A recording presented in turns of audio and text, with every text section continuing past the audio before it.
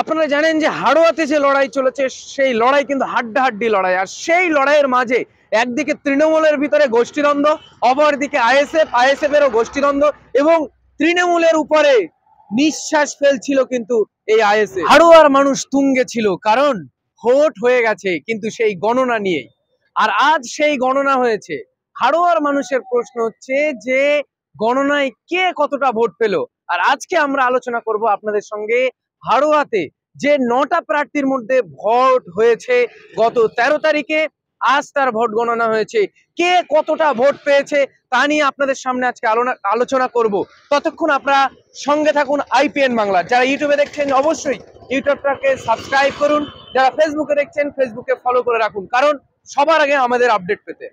আপনারা জানেন যে হাড়োয়াতে যে লড়াই চলেছে সেই লড়াই কিন্তু হাড্ডাহাড্ডি লড়াই। আর সেই লড়াইয়ের মাঝে একদিকে তৃণমূলের ভিতরে গোষ্ঠীদ্বন্দ্ব, অপরদিকে আইএসএফ এরও গোষ্ঠীদ্বন্দ্ব এবং তৃণমূলের উপরে নিঃশ্বাস ফেলছিল কিন্তু এই আইএসএফ। অর্থাৎ তা নিয়েও কিন্তু মানুষের একটা প্রশ্ন এখানে থেকে যাচ্ছে, তাহলে কি আইএসএফ বেরিয়ে যাবে হাড়োয়াতে তৃণমূলের গোষ্ঠীদ্বন্দ্বের মধ্যেই, নাকি বিজেপি বেরিয়ে যাবে? কারণ বিজেপি যেভাবে এবারে উপনির্বাচনকে কেন্দ্র করে যেভাবে তারা প্রোপাগান্ডা চালিয়েছে, প্রোপাগান্ডা চালিয়েছে, তাদেরকেই কিন্তু মনে হয়েছিল বিজেপি হয় ফার্স্ট হতে পারে, না হলে সেকেন্ড পজিশনে আসতে পারে। আজকে আপনাদের সামনে আমি যদি ভোট পরিসংখ্যানটা বলছি কে কতটা ভোট পেয়েছে। হ্যাঁ, বাজিমাত করলো কিন্তু তৃণমূল, আমি আগেই বলে দিচ্ছি, বাজিমাত করলো তৃণমূল। অর্থাৎ হাজী নুরুল ইসলামের ছেলে শেখ রবিউল ইসলাম, সে কিন্তু বাজিমাত করে দিল হাড়োয়ার মানুষের কাছে। কারণ বিজেপি গতবারে যে ভোট পেয়েছিল, অর্থাৎ 21 সালের বিধানসভা, সেখান থেকে বিজেপি নেমে এসে অনেক নেমে গেছে। অপরদিকে যদি আমি আইএসএফ দেখি, আইএসএফ প্রায় 50,000 ভোট পেয়েছিল গত বিধানসভাতে। এবছরেও কিন্তু এবারে কিন্তু অর্থাৎ উপনির্বাচনে কিন্তু অনেক অনেক নেমে এলো আইএসএফ।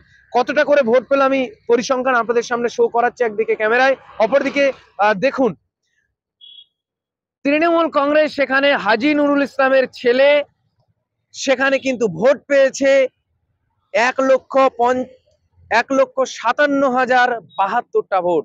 আর সেই কিন্তু বিজয়ী হয়েছে, অর্থাৎ জনগণের রায় কিন্তু আজকে তৃণমূলের পক্ষে গেছে। অপরদিকে যে আইএসএফ 50,000-এর কাছাকাছি ভোট পেয়েছিল গত 21 সালের বিধানসভাতে, সেই আইএসএফ ভোট পেয়েছে মাত্র 25,684টা। অপরদিকে কিন্তু আমি যদি দেখি যে বিজেপি গত 2016 সালের নির্বাচনে সেকেন্ড পজিশনে ছিল বিজেপি, সেই বিজেপি কিন্তু 21 সালের বিধানসভাতে এসে থার্ড পজিশনে তারা রান করেছিল। সেই বিজেপি এখন এসেও কিন্তু থার্ড পজিশনে রয়েছে এবং বিজেপির ভোট সংখ্যা হচ্ছে মাত্র, অর্থাৎ সপটে চড় হয়েছে বিজেপির জন্য। এটা হাড়োয়া বিধানসভার মানুষের কিন্তু চড় বিজেপির পক্ষে গেছে। আর সেই চড় কিন্তু ভোট পরিসংখ্যান নেমে এসে দাঁড়ালো তাদের মাত্র 13,570টা ভোট। এবং অপরদিকে আমি যদি দেখি যে ওয়েলফেয়ার পার্টি অফ ইন্ডিয়া এবং কংগ্রেস, এই দুটো মেন আর দুটো পার্টি রয়েছে, আমি আপনাদের সামনে তুলে ধরছি। আমি যদি কংগ্রেসের দেখি, কংগ্রেসের হাবিব রেজা চৌধুরী তিনি দাঁড়িয়েছিলেন, আর সেই হাবিব রেজা চৌধুরী মাত্র 3,765টা ভোট, এটা হচ্ছে কংগ্রেসের। অপরদিকে আমি যদি দেখি যে আজিমউদ্দিন, তিনি কিন্তু ইন্ডিপেন্ডেন্ট ভাবে সেখানে লড়েছেন, অর্থাৎ কোনো দলীয় সিম্বল ছাড়াই তিনি লড়েছেন। সেই আজিমউদ্দিন তিনি ভোট পেয়েছেন, তার ভোট পরিসংখ্যান হচ্ছে 1622টা, অর্থাৎ 1622। অপরদিকে আমি যদি দেখি ওয়েলফেয়ার পার্টি অফ ইন্ডিয়া থেকে যিনি লড়েছেন তিনি হচ্ছেন আব্দুল নঈম মল্লিক। এই আব্দুল নঈম মল্লিকের প্রাপ্ত ভোট হচ্ছে 759টা ভোট। এবং অপরদিকে যদি আমি দেখি, আর তার অবস্থান হচ্ছে কিন্তু 6 নম্বরে, অর্থাৎ ওয়েলফেয়ার পার্টি অফ ইন্ডিয়া তাদের স্কোর আমি দেখলাম 6 নম্বরে দাঁড়িয়ে রয়েছে। এটা কিন্তু নির্বাচন কমিশনের ওয়েবসাইট বলছে। আমি টাইম বলে দিচ্ছি আপনাদের, 4:40-এর যে আপডেট, সেই আপডেট আমি দিয়েছি আপনাদের সামনে। এবং অপরদিকে কিন্তু আমি দেখি তিনিও কিন্তু ইন্ডিপেন্ডেন্ট ভাবে লড়েছেন, রফিকুল ইসলাম, তিনি 557টি ভোট পেয়েছেন। বিমল দাস, অর্থাৎ বিমল দাস দুটো রয়েছে, একটা হচ্ছে বিজেপি প্রার্থী, অপরদিকে আরেকজন ইন্ডিপেন্ডেন্ট ভাবেই লড়েছেন। সেই বিমল দাসের মোট ভোট হচ্ছে তার 549টা ভোট।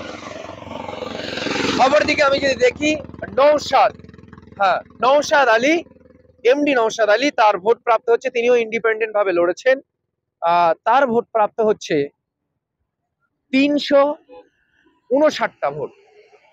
এবং অপরদিকে আমি যদি দেখি নোটা, আর নোটাতে আমি বাকি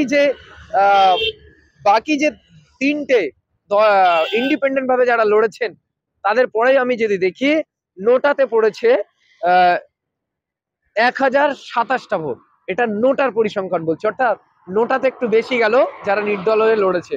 অর্থাৎ নোটার দিকে মানুষের একটা, যে মানুষগুলো দিয়েছে এই 1027 জন মানুষ, তারা এদের কাউকে পছন্দ করেননি। এসব প্রার্থীদের হতে পারে তাদের প্রতিশ্রুতি ভুল ছিল, বা তাদের প্রতিশ্রুতি হতে পারে যে পরবর্তীতে মিথ্যা প্রমাণিত হবে, তাই তারা ভোট দেয়নি, তারা নোটাকেই বিশ্বাস করেছে, তাই তাদের যে ভোট পরিসংখ্যান 1027টা ভোট। এখন প্রশ্ন হলো, যে তৃণমূল এর বিরুদ্ধে নানান দুর্নীতির অভিযোগ করেছে হাড়োয়ার মানুষ, সেই তৃণমূলকেই কিন্তু বেছে নিয়েছে হাড়োয়ার মানুষ। এখন প্রশ্ন হচ্ছে, হাড়োয়ার মানুষের যে অভিযোগ ছিল, নানান অভিযোগ, একদিকে হাড়োয়ার পানীয় জলের সমস্যা, একদিকে ডিগ্রি কলেজের সমস্যা, একদিকে হাড়োয়ার চাষিদের সমস্যা, একদিকে হাড়োয়ার মানুষের স্বাস্থ্যের সমস্যা রয়েছে, অর্থাৎ বড় সুপার স্পেশালিটি হসপিটালে তাদের দাবি। এখন প্রশ্ন হচ্ছে, যদি তারা তৃণমূলকে বেছে নিয়েছেন, কিন্তু তাদের এই দাবি কি তৃণমূল প্রার্থী রবিউল ইসলাম পূরণ করবে? এ নিয়েও কিন্তু প্রশ্ন রয়েছে। যারা আইপিএন বাংলা সরাসরি রয়েছেন, অবশ্যই যারা ইউটিউবে দেখছেন, ইউটিউবকে সাবস্ক্রাইব করুন, সর্বদাই আমাদের পাশে থাকুন। এখন এই পর্যন্ত, পরবর্তী আপডেট পেতে সাথে থাকুন।